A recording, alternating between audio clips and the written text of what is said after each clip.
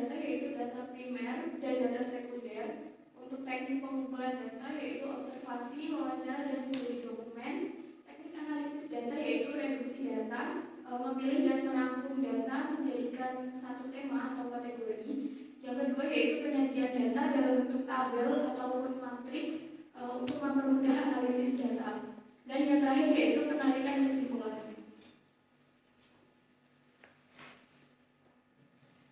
Selanjutnya, gambaran umum lokasi penelitian. Desa Gemenggang merupakan desa yang salah satu desa yang terletak di Kecamatan Bogor, Kabupaten Nganjuk, dengan luas wilayah 0,99 km persegi, dengan batas wilayah yaitu batas utara Desa Sidoarjo, Desa Sidokare, dan Desa Sukorejo.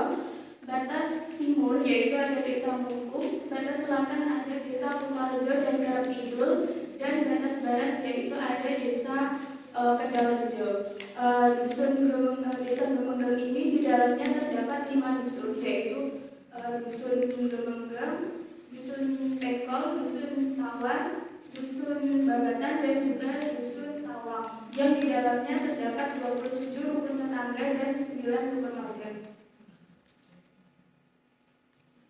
Selanjutnya yaitu hasil dan pembahasan, yaitu yang pertama partisipasi masyarakat menurut teori Cohen and Uphoff. Menurut teori Cohen and Uphoff, partisipasi masyarakat terbagi menjadi 4. Yang pertama partisipasi dalam pengambilan keputusan, yang kedua partisipasi dalam pelaksanaan, yang ketiga partisipasi dalam pengambilan manfaat, dan yang keempat partisipasi dalam evaluasi. Namun fokus penelitian ini akan membahas tentang partisipasi dalam pelaksanaan, yang di dalamnya ada 5 indikator. Yang pertama sumber daya manusia.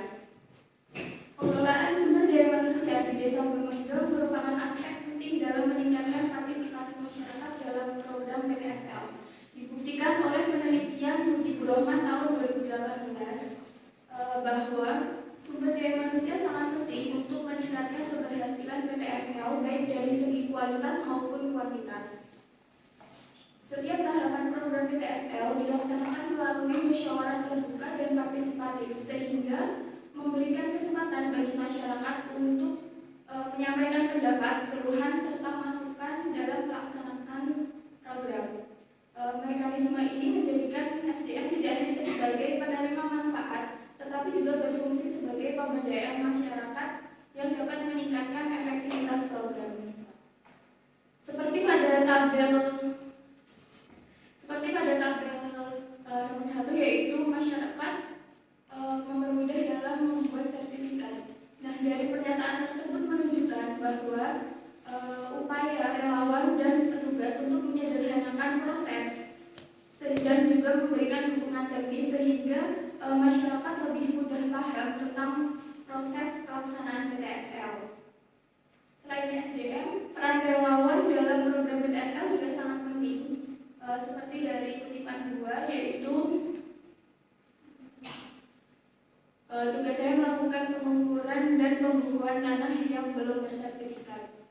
Dari kutipan tersebut menunjukkan bahwa relawan tidak hanya berfungsi sebagai penghubung antara masyarakat dan pelaksana program, tetapi mereka juga melakukan tugas teknis yang membantu proses sertifikasi tanah. Selain itu ada keterlibatan perangkat desa, yaitu dalam memberikan penyuluhan mengenai pentingnya sertifikat tanah, karena sosialisasi merupakan langkah awal yang dilakukan oleh perangkat desa dengan tujuan memberikan pemahaman kepada masyarakat tentang manfaat sertifikasi tanah, prosedur yang harus diikuti, dan dokumen apa saja yang perlu disiapkan. Yang kedua yaitu ada pengelolaan dana. Pengelolaan dana yang transparan serta akuntabel sangat penting untuk meningkatkan kepercayaan serta partisipasi masyarakat. Dana berasal dari kontribusi masyarakat secara sukarela yang diberikan kepada relawan, yaitu bendahara, untuk kebutuhan administratif. Seperti pada tabel, yaitu biaya diserahkan kepada relawan, serta ada laporan keuangan yang disampaikan. Dan dana dikumpulkan ke bendahara untuk semua keperluan PTSL, seperti patok, materai, kelengkapan administrasi, dan lainnya. Pernyataan dari responden tersebut menunjukkan bahwa dana benar-benar dikelola untuk kebutuhan administrasi. Dengan alokasi dana yang tepat serta transparan dan pemberian peran yang jelas, pengelolaan dana dapat berjalan secara sistematis dan dapat dipertanggungjawabkan. Yang ketiga yaitu ada kegiatan administrasi. Partisipasi masyarakat dalam kegiatan administrasi yaitu membantu pengumpulan dokumen, pengarsifan dan distribusi data kepada petugas. Seperti nomor 1 yaitu masyarakat kesulitan dalam pembuatan hibah karena keluarga berada di luar kota. Yang kedua yaitu relawan membantu masyarakat yang belum memiliki sertifikat tanah dalam memahami pentingnya pendaftaran tanah dan prosesnya. Selain itu mereka juga membantu melengkapi berkas yang kurang untuk menjadi peserta PTSL. Selanjutnya adalah proses verifikasi dan validasi yang dilakukan oleh kantor pertanahan. Yang proses ini memastikan bahwa data yang dikirim yaitu harus sesuai dengan fakta di lapangan, baik dari batas tanah, identitas pemilik, serta keabsahan dokumen sebelum melanjutkan ke proses sertifikasi. Yang keempat yaitu ada koordinasi, yang merupakan aspek penting karena dalam pelaksanaan program ini memerlukan kolaborasi antar berbagai pihak, mulai dari pemerintah desa, relawan, masyarakat, serta kantor pertanahan untuk memastikan setiap tahapan berjalan secara sistematis dan sesuai jadwal. Seperti pada tabel nomor 1, yaitu masyarakat mengikuti sosialisasi dan musyawarah terkait PTSL yang diadakan oleh perangkat desa, menunjukkan bahwa masyarakat tidak hanya menerima manfaat, tetapi mereka juga ikut berpartisipasi dalam perencanaan programnya. Setelah memahami garis besar program, selanjutnya tahapan pelaksanaan di lapangan yang akan dibantu oleh relawan. Untuk tabel nomor 3 dan 4 yaitu kolaboratif antara perangkat desa dan kantor pertanahan dalam kebutuhan administratif dan teknis. Yang kelima yaitu ada penjabaran program. Untuk penjabaran program di Desa Gumenggem disosialisasikan melalui berbagai sumber, yaitu rapat sosialisasi di balai desa maupun surat edaran. Seperti di tabel tersebut saya mendapatkan informasi dari perangkat desa soal syarat pendaftaran serta memberitahu warga lain saat rapat RT RW.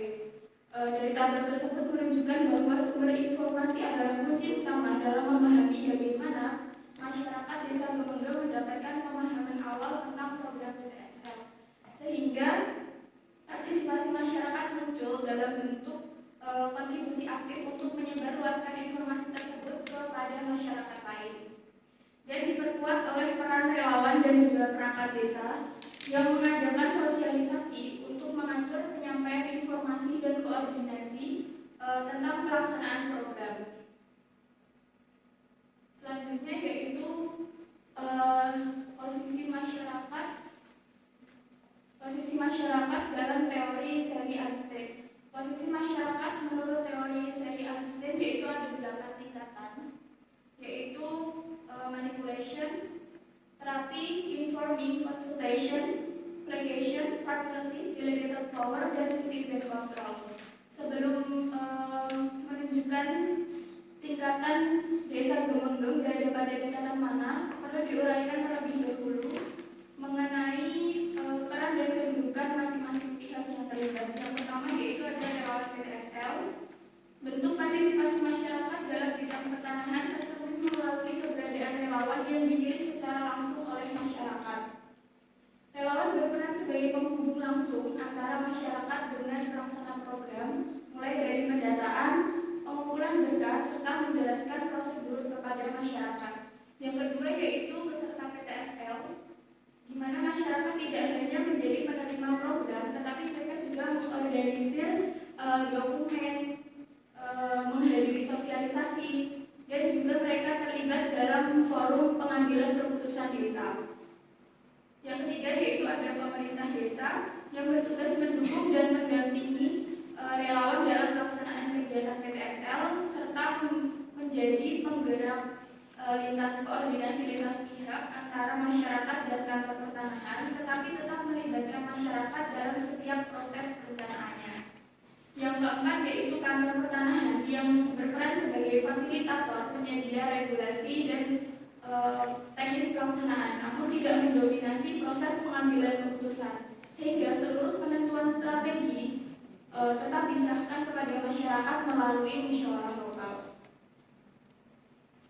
Dari penjelasan antar pihak sebelumnya menunjukkan bahwa posisi partisipasi masyarakat di Desa Gunung, Kecamatan Bogor, Kabupaten Nganjuk dikategorikan ke dalam tingkatan delegated power karena masyarakat tidak hanya dilibatkan secara simbolik, tetapi masyarakat juga memiliki kuasa penuh dalam pengambilan keputusan.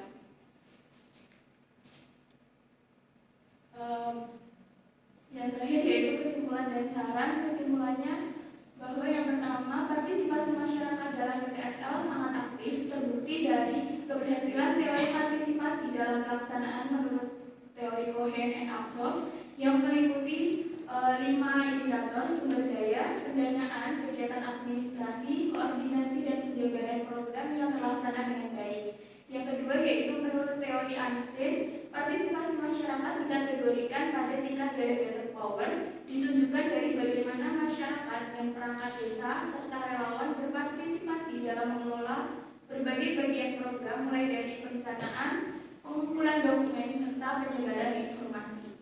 Sarannya semoga penelitian ini dapat menjadi landasan untuk mengembangkan kajian partisipasi masyarakat dalam program agraria berbasis kolaboratif. Dan untuk penelitian selanjutnya, semoga dapat memperdalam dinamika peran sosial, struktur kepemimpinan lokal, serta strategi komunikasi yang efektif dalam mendorong keterlibatan anggota. Sekian yang dapat saya sampaikan, saya kembalikan ke pembicaraan.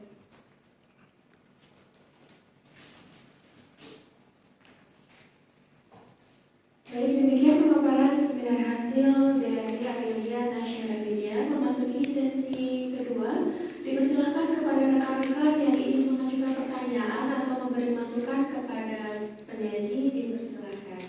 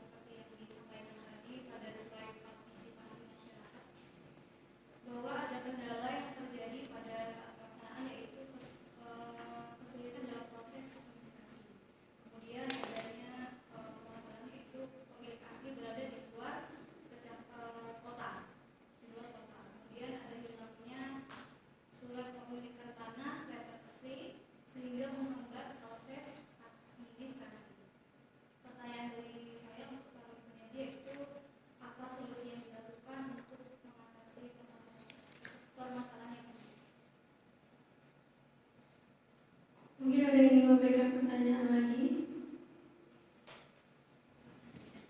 Assalamualaikum warahmatullahi wabarakatuh. Waalaikumsalam. Terima kasih moderator atas kesempatan yang diberikan. Izinkan memperkenalkan diri, nama saya Sofina Bedara. Izin bertanya kepada peneliti, mengapa peneliti memilih Desa Gemenggung sebagai lokasi penelitian Anda? Mungkin ada yang memberikan pertanyaan lagi? Yang lain?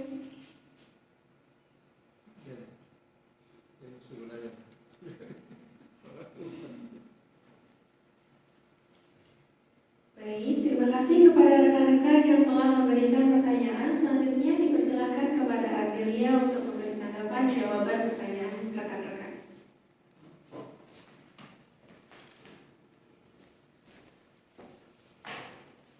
Baik, yang pertama tadi solusi menurut informasi yang saya dapatkan, jadi yang berada di luar kota itu diminta untuk membuat surat, nanti diberikan contoh oleh desa dan bisa dikirimkan melalui kantor pos seperti itu. Dan untuk yang surat letter hilang itu nanti relawan itu bekerja sama dengan perangkat desa karena di setiap dusun itu mereka memiliki arsip. Jadi meminta arsipnya, file fotokopiannya gitu Pak, untuk dibuat kembali. Terus untuk lokasi, kenapa saya memilih lokasi penelitian ini? Karena dari awal data yang saya dapatkan, saya mendapatkan informasi dari salah satu staf BPN bahwa Desa Gemegeng ini merupakan salah satu desa yang masyarakatnya itu aktif dalam artian setiap kantor itu butuh informasi mengenai misalnya batas bidangnya itu belum jelas dan mereka itu mau untuk menunjukkan dan terjun ke lapangan langsung untuk menjelaskan bagaimana lebih jelasnya. Terus mereka juga selalu selalu cepat respon ketika kantor itu membutuhkan atau memiliki pertanyaan-pertanyaan seperti itu. Bagaimana? Terima kasih.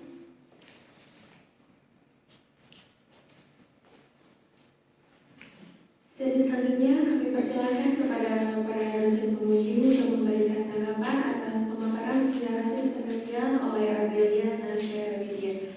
Yang pertama kami persilakan kepada Ibu Sudiasti. Kepada Ibu untuk tempat kami persilakan. Bismillahirrahmanirrahim. Assalamualaikum warahmatullahi wabarakatuh. Waalaikumsalam warahmatullahi wabarakatuh. Ya, selamat siang, salam sejahtera bagi kita semua. Saya ucapkan semangat ya untuk Mbak Ardelia Nasya.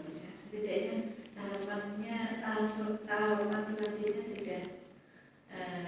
sudah berlangsung, gitu kan? Oke. Pertama yang berkaitan dengan penulisan. Saya ingin tanya, apakah kayak ini kan ada beberapa kata yang huruf awalnya itu P gitu, misalnya panitia, masyarakat, padahal itu tidak di awal kalimat gitu. Apakah itu memang sengaja atau memang typo saja?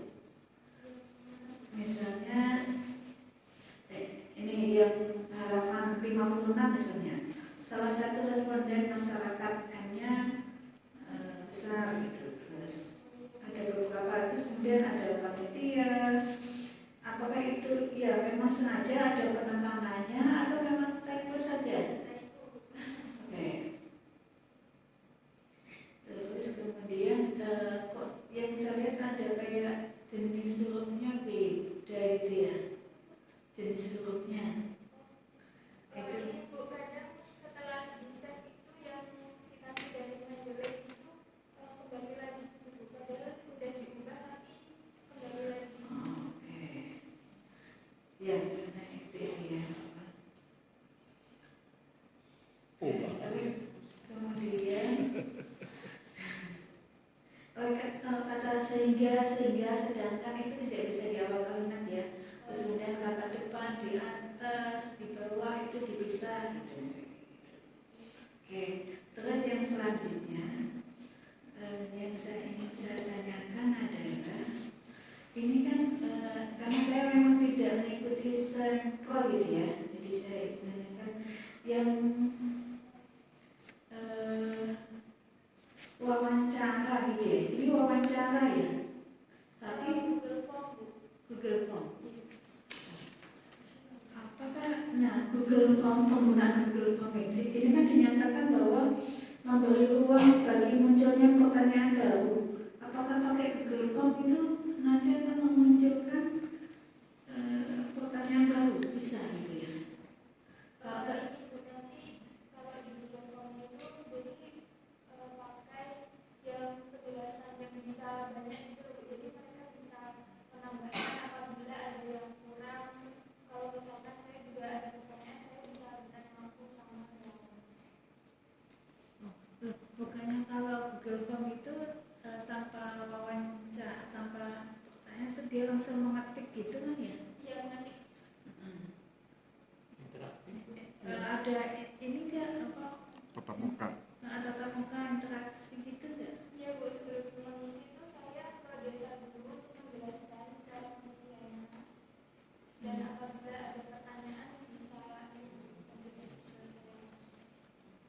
Iya, kalau menurut saya biasanya itu kalau yang wawancara itu akan lebih katakanlah memberikan ruang untuk tanya jawab gitu. Jadi kan bisa secara mendetail diperoleh informasinya.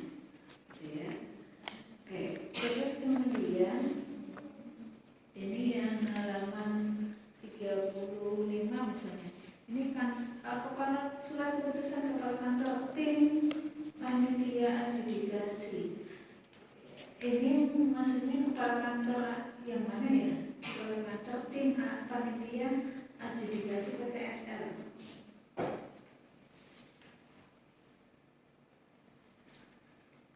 Atau memang ada gitu kepala kantor SK, kepala kantor pertanahan atau kepala kantor tim panitia adjudikasi. Yang halaman 35 yang nomor 3 studi dokumen. Dokumen yang kamu baca itu apa saja sih? Surat keputusan kepala kantor tim panitia gitu ya. Ya ini panitia Bu yang mengikuti tim senior. Iya, maksudnya ini kan surat keputusan kepala kantor tim gitu ya, kepala kantor tim.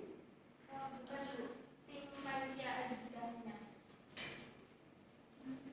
Mungkin nanti perlu saya Iya, di ini ya.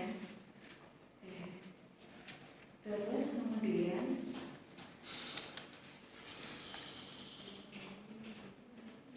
yang ke depan itu yang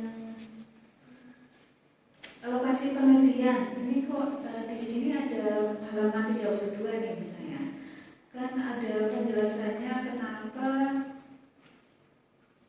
jadi disebutkan bahwa warga desa Kemenggal itu termasuk yang aktif mengikuti prosedur gitu ya, kegiatan-kegiatan gitu.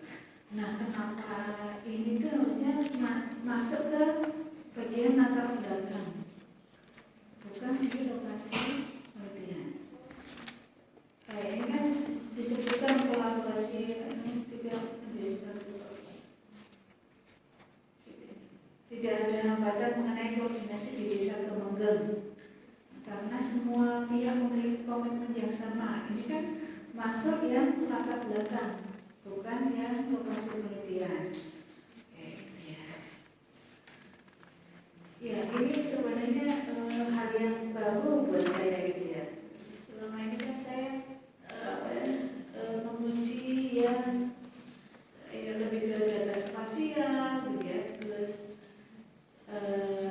jadi kalau yang berkaitan seperti ini jarang sekali. Jadi termasuk yang baru buat saya. Oke. Nah, ini di bagian katakanlah pembahasannya alangkah lebih detail, lebih mendalam pembahasannya, tidak hanya yang kalau misalnya nih yang halaman 50 misalnya akan keterbukaan dalam pelaporan penggunaan dana dan seterusnya. Alangkah baiknya ketika kamu menyatakan seperti ini ada referensi yang memperkuat argumentasi kamu, gitu kan? Jadi tidak hanya melaporkan apa yang kamu temukan, tapi juga dari sebelum penelitian-penelitian sebelumnya ini loh seperti ini gitu. Jadi akan memperkuat argumentasi kamu.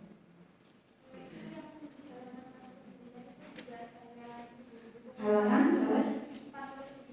49. Ya, itu menurut teorinya, menurut pendapatnya Manisari.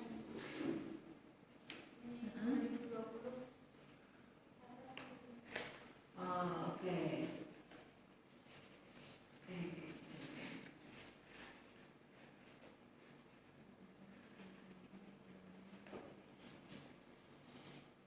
Ya, oke. Ini berkaitan dengan dana dan penggunaan dana. Terus kemudian, jadi ini akan terlihat orisinal penelitian ini lebih terlihat orisinal ketika ada ketika dijelaskan misalnya papan pengumuman kalau memang didapatkan foto papan pengumumannya, jadi terlihat lebih orisinal gitu penelitiannya. Terus ini misalnya yang halaman 56, ini kan di perangkat desa itu menyatakan bahwa memberikan tempat untuk menjembatani administrasi yang dibutuhkan BPN. Ini kan terus yang kemudian menunjukkan bukan aktif perangkat desa gitu. Nah, coba dijelaskan juga apa yang dia maksud dengan menyatakan bahwa ini memberikan tempat untuk menjembatani administrasi. Lebih detailnya apa sih yang saat itu dilakukan oleh si perangkat desa itu dalam pelaksanaannya gitu. Akan lebih terlihat ini gitu ya. Sampai sedetail itu gitu ya Mas yang membahasnya. Terus misalnya nih halaman 57 di sisi lain koordinasi antar pihak seperti kepala desa, relawan dan perwakilan dilakukan secara intensif agar informasi yang disampaikan konsisten. Contoh koordinasinya dalam hal apa gitu? Ya, jadi tidak hanya di tahap secara umum saja, general saja, tapi juga sampai ke detailnya, ke contohnya, kalau perlu gitu. Oke, seperti itu ya. Kalau dari saya, ini ada beberapa yang typo, nanti bisa diperbaiki. Oke, kita aja. Terima kasih. Wassalamualaikum warahmatullahi wabarakatuh. Waalaikumsalam warahmatullahi wabarakatuh.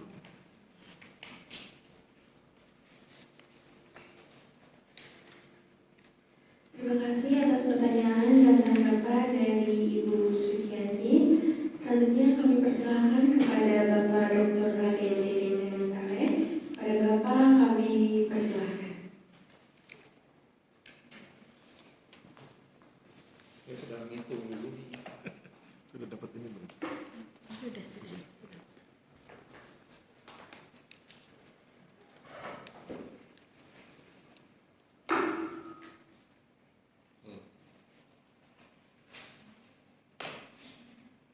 Bedanya setengah nih.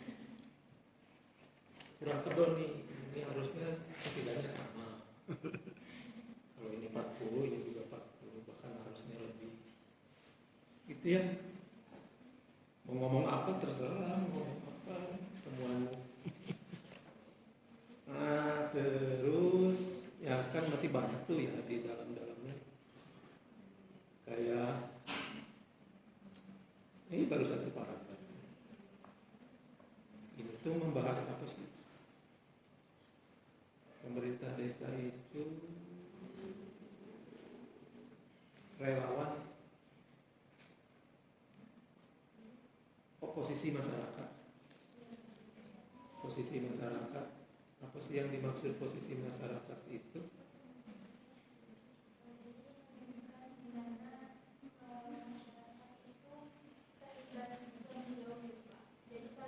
Yang dimaksud posisi masyarakat dulu.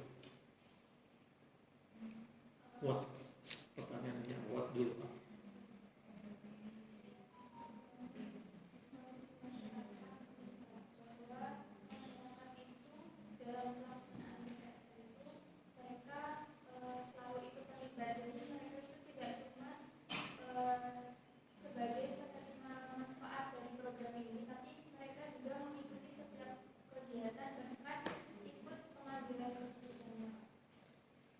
Tidak hanya begini gitu ya, tidak hanya menengadahkan tangan dan juga ikut partisipasi. Begitulah posisi masyarakat. Bagaimana cara posisi masyarakat itu? Tadi sudah. Kapan itu dilakukan? Dia melakukan kan pikiran awal kita bahwa masyarakat itu hanya menerima sertifikat, tapi sekarang kalau partisipatif enggak. Kapan itu dilakukan oleh masyarakat? Setiap ini Pak, ada sosialisasi, mereka juga Ikut apa? hadir, ikut mengambil keputusan seperti Pak dana yang digunakan itu untuk kebutuhan administratif, besarannya juga dari hasil musyawarah bersama masyarakat dan juga ada pelaporan dari penyelenggara kepada masyarakat. Jadi masyarakat itu dapat mengakses penggunaan dananya untuk apa saja gitu Pak.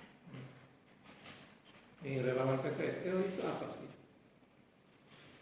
Relawan PTSL itu partisipasi masyarakat untuk menjadi penghubung antara masyarakat peserta PTSL dengan kantor pertanahan. Jadi mereka itu membantu Itu tuh siapa?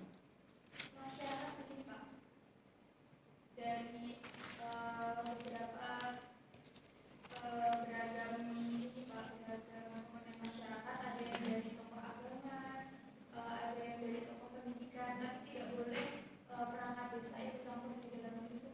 Jadi perangkat desa hanya mendukung dan mengawasi. Jadi setiap orang boleh jadi relawan. Boleh, tapi nanti di musyawarah itu akan diputuskan siapa yang Nah, siapa itu? Kamu masih punya informasinya kan? Masih ya, mudah-mudahan punya. Nah, maksud saya begitu ya. Setidaknya pertanyaan itu kan ada what, where, why, how. 5W, 1H, 6. Itu lagi apa ya? Why. Nah, setidaknya begitu menjelaskan itu sampai. Jadi kalau relawan itu diberi boleh siapa saja enggak? Atau memang relawan itu istilah kamu atau di sana sudah ada SK-nya misalkan? sudah ada SK-nya Pak. Oke. Saya lakukan Ada SK tentang relawan. Siapa yang membuat SK itu? kepala desa Pak. Kepala desa. Nah, diceritakan itu semuanya di dalam itu. Ya, karena menceritakan partisipasi, menceritakan aktivitas seluruh orang yang terlibat. Ya, mudah-mudahan nyampe nih 2 kali lipat dari bab 1 sampai bab 3. Gitu ya, karena masih kurang banyak nih informasinya, jangan diudahin. Ya. Jangan diudahin, ditambah lagi ya. Oke, itu saja Pak. Dari saya cukup. Langsung ya. Assalamualaikum warahmatullahi wabarakatuh. Salam sejahtera buat kita semua. Yang saya hormati Pak Deden, Ibu Segasi, Mbak Ardelia, dan sahabat-sahabat mahasiswa. Tolong tayangkan yang kesimpulan dan saran. Oke. Saya ingin masuk dari kata baik, terlaksana dengan baik. Menurut saya ini bukan ciri kualitatif. Karena kualitatif nggak bilang baik buruk. Kualitatif itu bilang bagaimana variasinya. Kalau bilang partisipasi, seperti apa partisipasinya, teorinya Pak Deden tadi, where, when, why, how, gitu, dan sebagainya ya. Jadi kualitas partisipasi. Jadi kita tidak menghakimi, oh ini baik, ini buruk, enggak, tapi kualitas partisipasinya.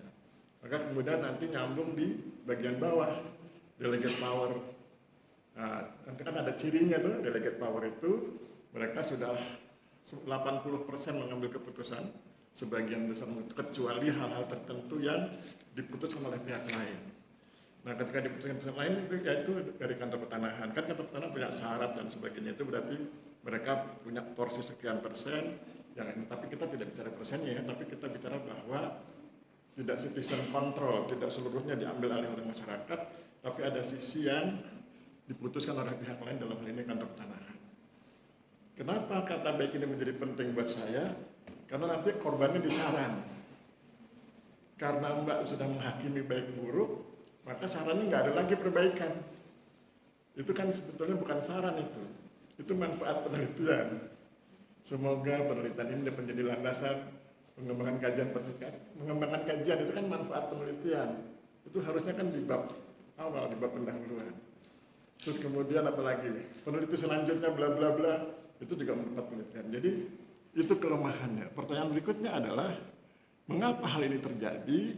Karena Mbak menggunakan Google Form seperti yang dikritik Bu Sugiarsi. Kenapa Pak Aris? karena Mbak tidak intens tatap muka dengan masyarakat. Ciri khas kualitatif itu tidak perlu banyak.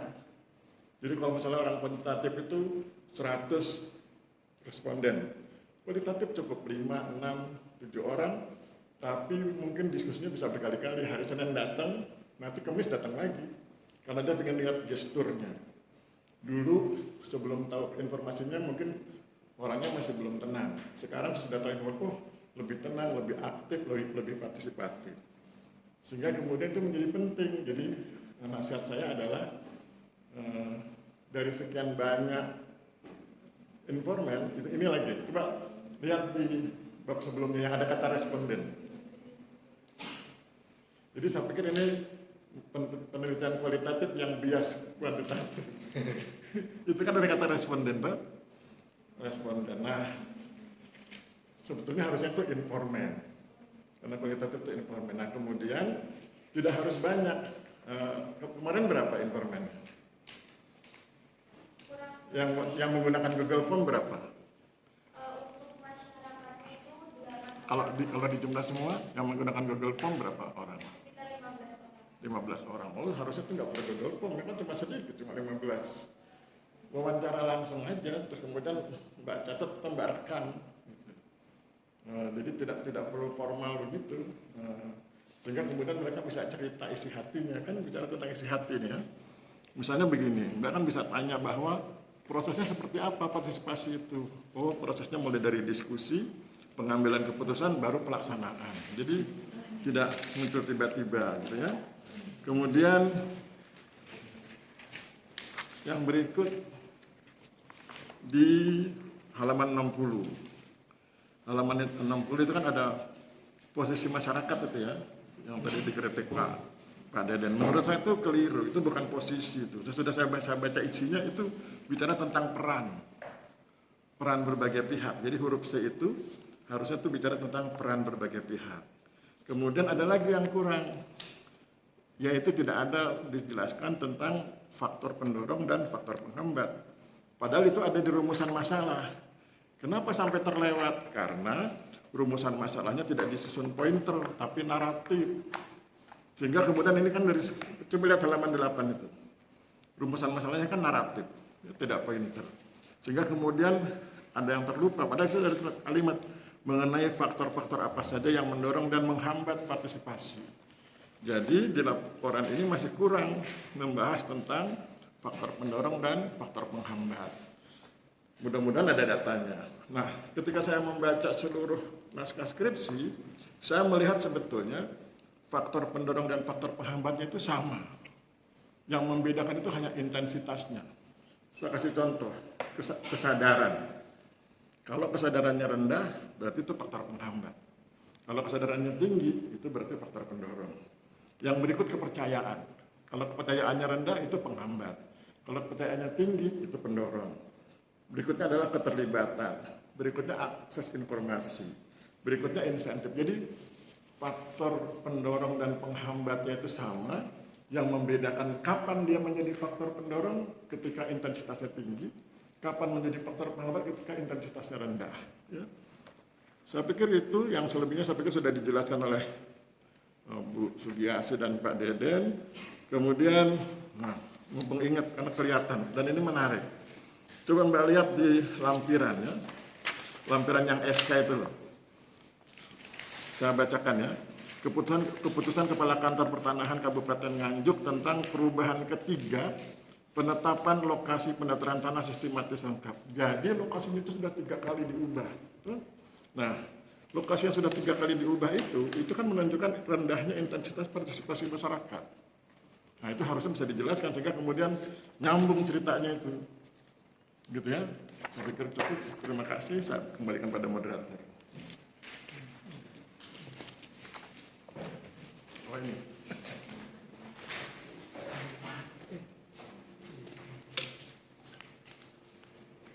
Baik, terima kasih atas masukan dan tanggapan yang telah diberikan oleh Bapak dan Ibu Rusin Pemuji. Sampailah kita pada sesi terakhir, yaitu pembacaan berita acara seminar hasil penelitian. Kepada Bapak dan Ibu Rusin, Ya, saya akan bacakan berita acara ini. Ini berita acaranya hasil kesepakatan kita bertiga ya. Walaupun Anda nggak lihat kami bertiga ngobrol, tapi kan kalian ngobrolnya pakai HP ya. Jadi kami bisik-bisiknya pakai HP. Jadi sehingga apa yang saya bacakan ini hasil keputusan bertiga. Berita acara seminar hasil penelitian pada hari ini Selasa 24 Juni 2025 atas nama Ardelia Nasarafidia, kelas A. Ini kelas ya, bukan nilai ya, kelas A. Nilainya belum tentu A tahu. Terus kemudian telah melaksanakan seminar hasil penelitian dan dari hasil diskusi kami bertiga ada beberapa kesalahan yang harus diperbaiki, sehingga kemudian kami pikir nggak bisa kami berikan poin A tanpa penyempurnaan karena masih harus disempurnakan. Kemudian kami putuskan poin B, yaitu kami terima dengan perbaikan atau penyempurnaan. Kapan waktunya? 1 minggu. Kapan itu? 2 Juli 2025 harus sudah selesai ya. Kemudian berapa nilainya? 83,3. Jadi sedikit lagi nyerempet A ya, walaupun kelasnya kelas A ya. Saya pikir demikian, terima kasih, saya kembalikan kepada moderator.